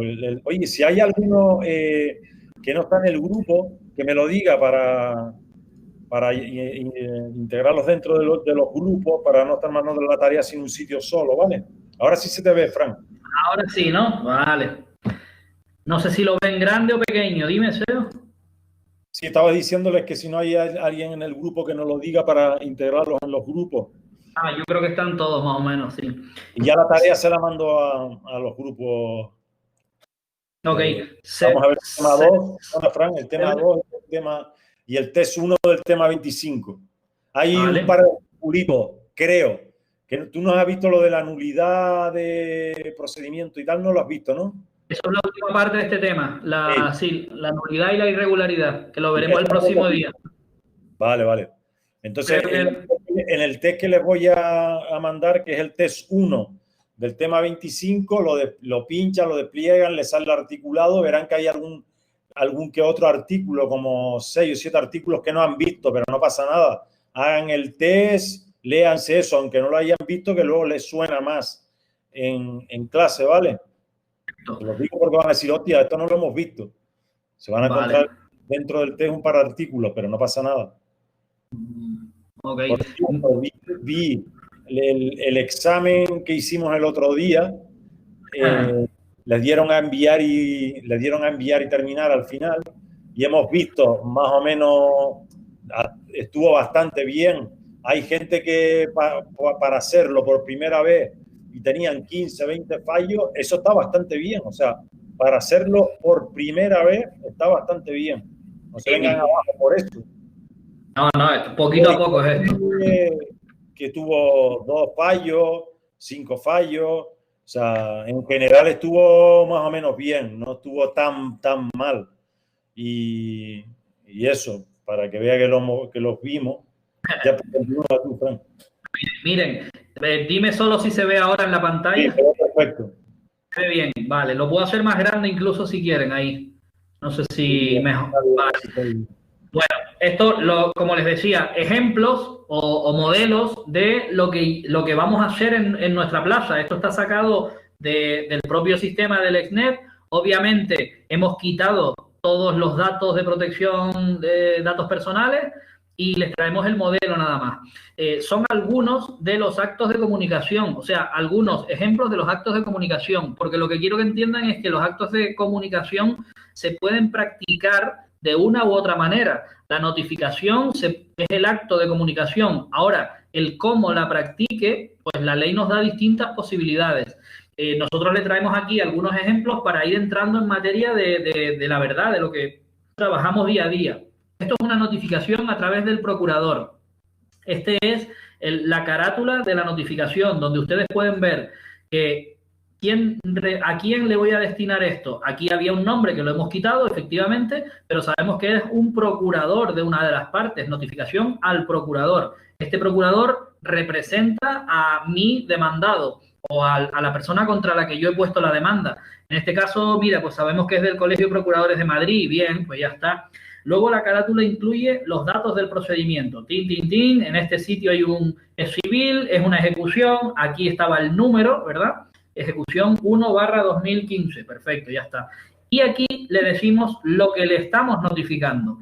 Acto de comunicación notificado. Pues mira, en este caso era una diligencia de ordenación, texto libre porque es el título que le pone el programa, pero el contenido era lo que le va a llegar. Le va a llegar al procurador por LexNet a su correo electrónico esta carátula que yo les estoy presentando y la diligencia de ordenación en concreto. Y el sistema simplemente en mi expediente digital ya me dirá la fecha y la hora en que lo recibió, si necesita acuse o no necesita acuse, si los documentos adjuntos le llegaron, no le llegaron, etcétera, ¿vale? Eso es una de las opciones que tenemos para una notificación. Sin embargo, aquí tenemos una notificación mediante entrega. ¿Qué significa esto? Pues que un compañero del juzgado, en este caso auxilio judicial, ha salido del juzgado. Nosotros eso cotidianamente en el argot es salir a la calle, no piensen mal, me voy a hacer la calle, dicen algunos compañeros del Servicio Común de Santa Cruz, vale, vas de salida con un montón de notificaciones, requerimientos, etcétera, casa por casa, sitio por sitio, a ver si localizas a la persona. Bien, cositas interesantes de este modelo. Esto nos lo da el propio programa, ¿vale? Y tenemos aquí, ¿ustedes ven la flechita mía? No sé si la ven. Sí.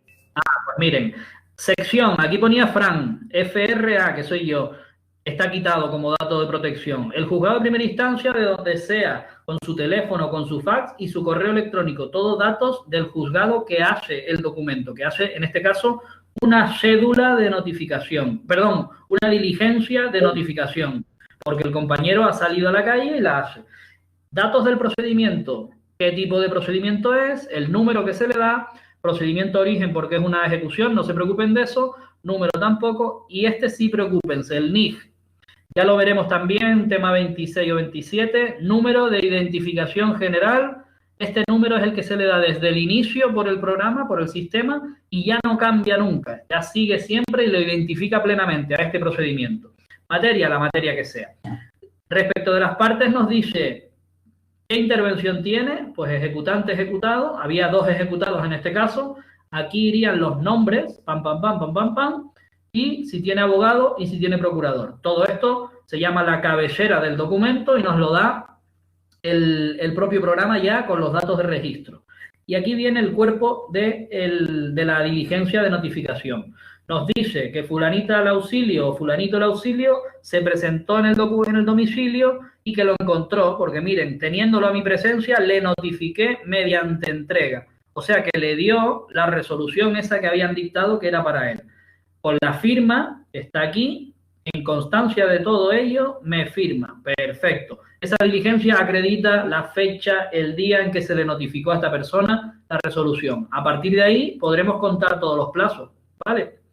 Y le hemos traído otro ejemplo de una notificación en la que no podemos encontrar a nadie, en la que hemos intentado localizar, pues vamos a pensar al ejecutado, ha sido imposible. En el domicilio no lo he encontrado, averigüé por otras partes y tampoco. Al final la ley nos va a permitir notificarlo en el tablón del juzgado a través de edictos. Pues bueno, aquí les hemos traído esa cédula de notificación por edictos. Un edicto no es más que esta cédula en la que con carácter principal yo voy a hacerlo valer o hacerlo servir de cédula de notificación. Lo voy a publicar en el tablón durante un tiempo, al menos 10 o 15 días, 10 días es lo que se suele poner, y entenderé que ya está notificada. ¿Qué día? El último del plazo, ya está notificado. Aquí se inserta la resolución, se lo hemos puesto, copiaría el auto, la sentencia, el decreto, la resolución que yo quiera notificar, la meto en este edicto y lo publico. Pongo una diligencia de que se publica, otra cuando lo retire y esa resolución ya estará notificada. Esto lo hacemos cuando no hemos podido practicar la diligencia de ninguna manera. Como ven ustedes, aquí puse 5 y es porque hay otros modelos, otras formas de notificar también que no vamos a ver. Por ejemplo, cuando el mismo compañero va al domicilio, pero en lugar de encontrarlo a él, encuentra a otra persona. Encuentra a la mujer, encuentra a la abuela, encuentra al hijo mayor de 14 años, ¿verdad? Si estamos en civil. Esas cositas las iremos viendo y veremos que se puede practicar esa notificación en esos términos. ¿Qué pasa? Que en la diligencia que haga el compañero va a poner otra cosa. Va a poner que me encuentro con fulanito, que dice ser la esposa del requerido y le practico el acto de notificación, por supuesto, no me entiendan mal, practico el acto de la diligencia de notificación en ese momento, ¿vale? Ese sería un ejemplo de notificación. Voy a cambiar, ya que tenemos esto, a los emplazamientos. Creo que ustedes ven toda la pantalla, corríjanme si no. Está bien. En este caso, tenemos también un ejemplo, o varios ejemplos, de otro acto de comunicación que ya hemos estudiado. El encabezado es lo mismo, la cabecera, ya lo hemos visto, datos del juzgado, datos del procedimiento con su número de identificación único y materia que se refiere, y datos de los intervinientes, incluso su abogado y su procurador. En este caso traemos una cédula de emplazamiento. La cédula es el papel, el documento que lo contiene. Y el emplazamiento ya sabíamos que era para que en un determinado plazo realice una conducta. Bueno, pues si yo no me equivoco, en este caso tenemos una ejecución y lo que le pedimos es, a ver, por aquí, que comparezca en el juicio para contestar a la demanda. Bueno, no sería una ejecución, esto lo hice en una ejecución, pero esto sería un juicio verbal, un juicio ordinario o cualquier cosa. Porque aquí estamos hablando de contestar a una demanda. Han puesto una demanda y tiene que demandar. Se acompaña, fíjense, documentos acompañados, copia de la demanda, copia de los documentos y copia del decreto de admisión a aquella. Esto se lo he tenido que notificar. ¿Dónde tiene usted que presentarlo? Pues miren, la sala, ¿dónde tiene que comparecer? Ah, no, a juicio, tiene que comparecer a juicio nada más, tiene que venir para contestar a la demanda. Bien, está un poquito rara esta. En la sala de vistas del juzgado no sé qué. Bueno, tampoco hagamos mucho caso al contenido. Y plazo para comparecer, para realizar esa contestación, pues sería 20 días hábiles. Esta parte está mal, no le hagan caso. Le estamos dando realmente 20 días hábiles, le estamos dando un plazo para comparecer y contestar.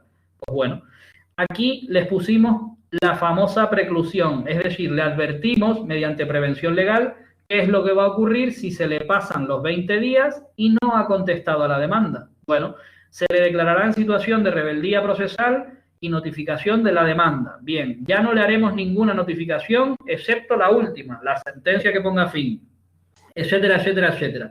Se le dan todas las prevenciones legales, incluida la preclusión de ese acto. Y le acompañamos también un emplazamiento a las partes personadas. Este es curioso porque aquí no hay que hacer ni mandar al auxilio a que salga a notificar nada, ni a emplazar, ni enviarle nada. Simplemente con la notificación electrónica, telemática de esta diligencia, ya se le está emplazando. ¿Por qué? Porque el letrado de la administración lo pone. En este caso están admitiendo un recurso, se tiene por preparado tal y tal y tal y tal. Siendo la resolución, se admite el recurso contra la resolución que sea, y en el punto tercero pone emplazo a la parte recurrente por 20 días para que interponga verdaderamente el recurso de apelación. Con esto ya vale. ¿Por qué? Porque esta diligencia se la vamos a enviar a su procurador de manera telemática, con lo cual ya empezará a contar el plazo de esos 20 días. La persona o la parte, en este caso, estará debidamente emplazada. ¿Se entendió esto? Vale. Miren, tenemos otras cositas. Vamos a hablar del requerimiento, que lo acabamos de ver. Un requerimiento.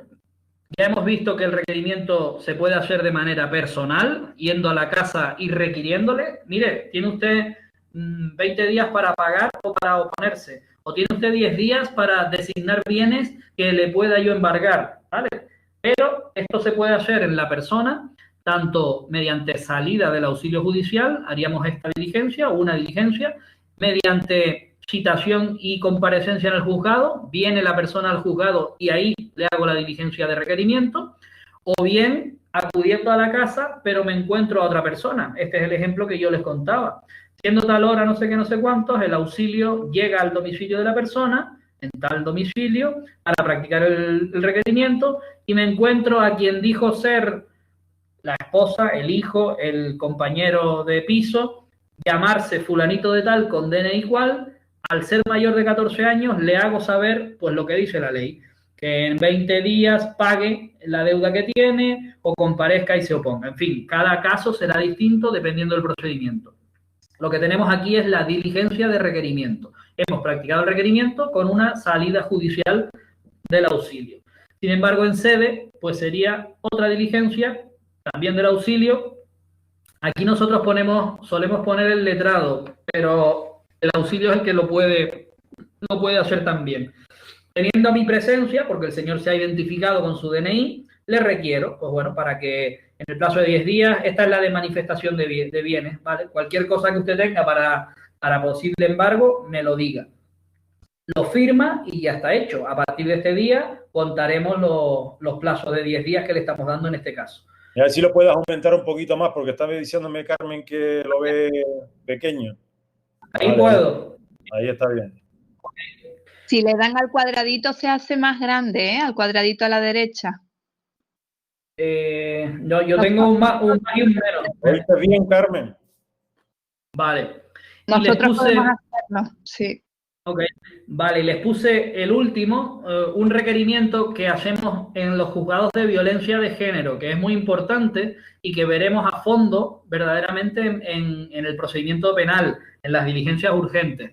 Como requerimiento, como acto de comunicación, exactamente igual. Le vamos a requerir a la persona para que, en este caso de violencia, no realice determinadas conductas. Ya se pueden ustedes imaginar cuando se acuerda una orden de alejamiento para proteger a una mujer de su agresor o de un agresor con el que ha tenido un procedimiento, se acuerda una orden de protección que incluye determinados alejamientos para dejar constancia de que esa persona conoce lo que puede y lo que no puede hacer. Normalmente no se puede acercar al domicilio, no se puede acercar a la persona, no puede comunicar con ella de ninguna manera, en fin, una serie de medidas que se le ponen para que sepamos que se hace esta diligencia de requerimiento.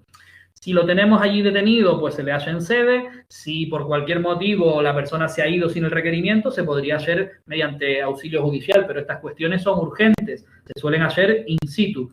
Esta es la que solemos hacer siempre en violencia de género. Teniendo a mi presencia esta persona, a la cual ya hemos realizado un juicio rápido hoy y ha llegado una sentencia de condena, por ejemplo, o le han puesto simplemente esa orden de alejamiento, no le hagan mucho caso. Bueno, les pusimos todas las posibles penas, ¿vale? Voy a ir directo a las que les he comentado para que no complicarnos. Esta. Le requiero para que no se acerque, es decir, le requiero de una prohibición de acercarse. Esto tiene que estar acordado por el juez que le haya impuesto esa medida, ¿vale? Ya lo veremos. Para que no se acerque al domicilio, al lugar de trabajo, en fin, un montón de condicionantes. O que no se acerque a ella a un radio de 500 metros, o los metros que se pongan, por tanto tiempo y tal y tal. Junto con el requerimiento, es decir, lo que no puedes hacer, le estoy diciendo también la consecuencia si lo incumples. Eso está aquí. Le apercibo expresamente de que en caso de que usted incumpla, va a incurrir en un delito que está castigado con tal pena, ¿vale? Con la pena de multa o lo que sea. Esto, si es violencia, también estaría mal. Fíjense las plantillas como son. Bueno, le estoy advirtiendo de lo que no puede hacer y la consecuencia de si lo hace. Lo mismo con la prohibición de acercarse a determinada persona. Domicilio donde lo frecuente. No podrá usted comunicar, por ejemplo. Aquí está. No podrá comunicar por ningún medio informático, telemático, escrito, verbal, visual, etcétera, etcétera. También podrá incurrir en un delito de quebrantamiento de condena. Muy bien. Pues así ocurre con todos los requerimientos. La excepción o la peculiaridad que teníamos aquí? Pues que en todos los requerimientos, como ven ustedes aquí en este puntito, manifiesta que cumplirá perfectamente, que es muy bueno y que lo va a hacer todo bien. Él está manifestando algo al requerimiento, que es la cualidad que hemos resaltado de los requerimientos frente a otros actos de comunicación.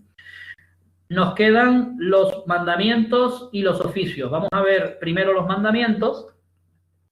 Ya hemos dicho que los mandamientos son la forma de comunicación en la que ordenamos o le pedimos, pero es una orden, por eso mandamiento, a los registros públicos, a los notarios, etcétera, ¿vale? O las autoridades, personal de la Administración de Justicia. Pues en este caso lo que nos interesa es quién lo hace, en este caso es el letrado de la Administración de Justicia. ¿A quién lo hace? Tiene que ser un registro, en este caso es el registro de la propiedad de Tacoronte, La Laguna, Santa Cruz, etcétera, etcétera. Y lo que le comunico y lo que le pido. Le comunico datos del procedimiento, pues en este caso será que se ha embargado una casa, una finca, un local, lo que sea. Se ha dictado despacho de ejecución. Bueno, aquí falta el decreto de embargo, ¿verdad? Se ha embargado una finca y para que usted lleve a efecto el embargo, ¿verdad? Pues le envío este mandamiento. Los mandamientos al registro van por duplicado porque uno me lo tiene que devolver. El conjunto de mandamiento, decreto acordando el embargo, se lo entregaré al procurador de la parte que ha querido el embargo de esa finca. Esa parte lo llevará físicamente al registro de la propiedad, pagará la tasa correspondiente y me devolverá al procedimiento el embargo ya metido en el registro, como se dice. Me llevará la práctica del embargo. Realmente yo lo acuerdo como juzgado, hago el mandamiento y a través del procurador se lo doy, ¿vale? No hay más matices. Sin embargo, un mandamiento también puede ser tan importante como para que una persona ingrese en prisión. En penal, la ley de enjuiciamiento criminal recoge mandamiento a prisión. Aquí, los que están en los juzgados habrán visto maravillas. El juez, el magistrado, la juez, los jueces, el dúo dinámico, ¿vale? Este pie de recurso, este pie de quien lo hace suele estar mal en las plantillas, lo digo a efectos de dar, pero el mandamiento en este caso es del letrado de la administración. Si pone el juez no pasaría nada, pero los mandamientos los expide el letrado de la administración. En este caso nos estamos dirigiendo al Centro Penitenciario Tenerife 2 y le digo que le estoy remitiendo este mandamiento para que usted admita a un preso, y además es un preso penado, o sea que va a cumplir una condena. Bueno, pues lo tenga usted en disposición de este juzgado porque le hemos puesto en este procedimiento, en previas no sé qué. Esto no podría ser previa, sino ya procedimiento abreviado, pero bueno, no pasa nada. Describo a la persona quién es, doy todos los datos, fecha, y por qué le envío. Pues miren, aquí ha habido una pena de privación de libertad en una sentencia dictada por este órgano en tal fecha. Bien, se le condenaba a la pena de 6 años de prisión o 1 año de prisión. Le pongo un testimonio y se lo envío. Este mandamiento se manda directamente aquí no lo podemos ver, pero es al centro penitenciario, al director de Tenerife 2. Junto con el traslado del preso y una copia del mandamiento a la Guardia Civil que lo lleva, que es conducciones de la Guardia Civil normalmente, ya tendríamos todo el trámite de ingreso en prisión, que es uno de los que más suelen asustarse la gente y tal, porque vamos a mandar a prisión a una persona. Pero bueno, en principio es igual de sencillo que cualquier mandamiento. Pero fíjense para qué cosas más curiosas sirve el mandamiento. Y por último, los oficios ya son mucho más fáciles. Son simplemente comunicaciones. En este primer caso estamos embargando un sueldo. Se lo vamos a mandar a la empresa que le paga el sueldo al trabajador. ¿El trabajador qué sería en mi procedimiento? ¿Ejecutante o ejecutado? Es una pregunta que yo pongo ahí. Si yo estoy embargándole un sueldo a una persona en una ejecución, ¿qué interviniente es? ¿Ejecutante? ¿Ejecutado? ¿El abogado de una de las partes? No sé si... Ejecutado, ¿no? Ejecutado, efectivamente. El ejecutado es el que no ha pagado la deuda y por eso estoy ejecutando. Entonces, si le consigo encontrar dónde trabaja, le mandaré este oficio a quién. Esto es lo más importante, a la empresa. Puede ser una entidad, puede ser una empresa, puede ser un empresario. Y para los que hemos estudiado ejecución, este articulito, súper importante, el 607, Porcentajes del embargo, recuerden, 30%, 50, 60, 75, ¿vale? Solo para los que ya hemos visto ejecución. Súper importante. Ah, me quedaba otro. Un simple oficio a tráfico, ¿vale? Pues le estoy pidiendo a tráfico en un procedimiento penal que me diga los datos de identidad, el domicilio de quien sea el dueño de una matrícula del coche. Imagínense una alcoholemia, no he podido identificar a la persona, o un accidente con lesiones que estamos investigando, o un robo de vehículo, por ejemplo. Quiero saber de quién es el coche para llamarlo y decirle que el coche ha aparecido. Bien, ¿a quién le dirijo eso? Pues mire, a una administración que no es la de justicia, al jefe provincial de tráfico, al negociado de vehículos. Muy bien. ¿Esto cómo se hace en la realidad actualmente? Pues ya tenemos una consulta telemática a tráfico. Tráfico nos abre sus bases de datos al juzgado, nosotros lo acordamos en una providencia o en una diligencia de ordenación, según el procedimiento de que se trate, y con esa resolución que lo acuerda, vital eso que lo tengamos, accedemos con nuestras claves e investigamos el dato que nos haga falta. ¿Ok? Pues bueno, eso a modo de resumen y de presentación inicial, con algunos fallos de las plantillas, debo reconocer, pero bueno, no nos dio tiempo a corregirlo todo, son los... Vale, dejar de compartir y ahora tenemos esto. Son los actos de comunicación del 149 que son importantes. Los volveremos a ver ya un poquito menos exhaustivamente y en principio pues son los que más utilizamos y los que les digo que puede tener más repercusión en las preguntas y en los exámenes. Voy a subir mi plantillita. Vale, hasta ahí llegaría la parte esa. Y nos quedaría por ver el modo de constituirse los tribunales. Esta parte es bastante más light. No sé si estamos en tiempo. Bueno, ya no nos va a dar tiempo. Nos quedaríamos por aquí. Déjame ir para el próximo día. No, esta no. Aquí.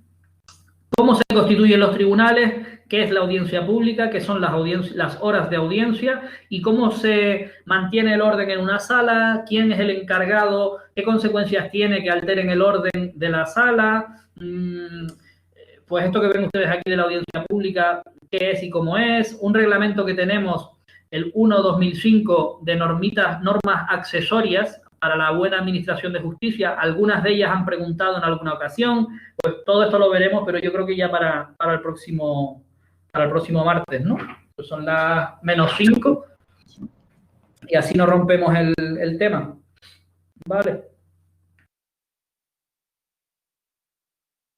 ¿Me oyen o estoy yo hablando solo por aquí? Sí, sí. Vale. Se me acabó la batería, Frank, y tuve que volver a reconectar todo. Qué susto, digo, como tenga que volver para atrás. No, ya puse yo si te estaban viendo y me dijeron que sí. Bueno, menos mal. Vale, pues en principio tiene la palabra Tania, que nos quedaba una duda, creo, ¿no? ¿O están muy quemados para dudas? Vale. Yo. Sí, Tania tú. No. Ah, vale. Me refiero a la que me preguntaste por WhatsApp, otra cosa que era. Pero bueno, si no, pues nada. Yo creo que sí que cabe la declinatoria. Me parece que era esa pregunta la que te quedaba por ahí suelta. Bueno. ¿Alguna cosilla, preguntas en general? ¿O alguien que quiera decir algo? Dice Tania que ya lo tiene aclarado por 10 días. Por 10 días. Perfecto. Si cabía o no declinatoria en el juicio verbal. Efectivamente, sí. Vale. Y nada, en principio, a ver, de los que estamos aprobados aquí, ¿quién veo? Veo a Monse, veo a Patri, no, veo a Juan, veo a Jero, Javi. Bueno, en principio vayan preparando todo eso. Yo sé, Javi me consta que lo tiene, Monse, a ponerse las pilas con todo eso. Y el resto también. Vale, sea como sea que voy a aprobar, sea que estoy raspado, sea lo que sea. Porque era fuero imperativo. Vale, correcto, Tania, sí. Efectivamente. Pues bueno, y yo, pocas cosas más que decirles, tengo hasta el próximo martes que nos daremos caña. Y nada, y cualquier cosita preguntarnos, ¿vale? Ok, chicos, gracias. Hasta el martes. Bueno, chicos, ya les mandaré al grupo la tarea, ¿vale? Vale, bueno, chao. Bueno, Venga. Bueno, Yaisa, a estudiar. Eva, igual. Venga, Irafe, nos vemos. hasta luego, Y Silvia. Carla. Ya verán que poquito a poco va entrando todo. Carla, nos vemos. Ya puedes darle a stop si quieres. Ya, sí, para la grabación. Me cago en la leche, vale. A usar.